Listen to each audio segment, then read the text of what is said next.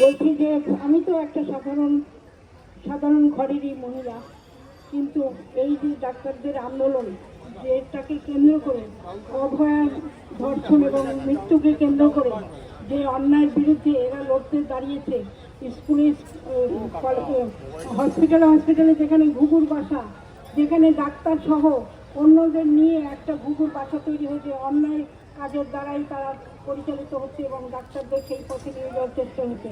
সেই জায়গাটা ভেঙে যে জুনিয়র ডাক্তাররা যে আন্দোলনে অংশগ্রহণ করেছে, এদের পাশে না থেকে আমি পারলাম না। আমি এদের পাশে আছি সমস্ত সমর্থন দিয়ে, মন প্রাণ দিয়ে। কারণ দেশবাসীকে জাগিয়ে দিয়েছে এই ডাক্তাররা।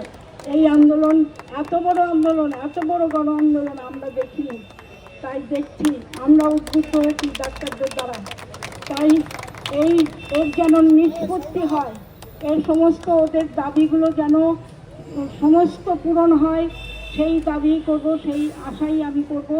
কারণ ওরা যে দাবিগুলো রেখেছে সমস্ত ন্যায়সঙ্গত দাবি, উচিত দাবি, সমাজ গড়ে তুলতে, স্বাস্থ্য ব্যবস্থা গড়ে তুলতে, শিক্ষা ব্যবস্থা গড়ে তুলতে ওদের দাবিগুলো অবশ্যই মানা দরকার। সমস্ত শুভবুদ্ধি সম্পন্ন মানুষ ওদের পাশে থাকবে।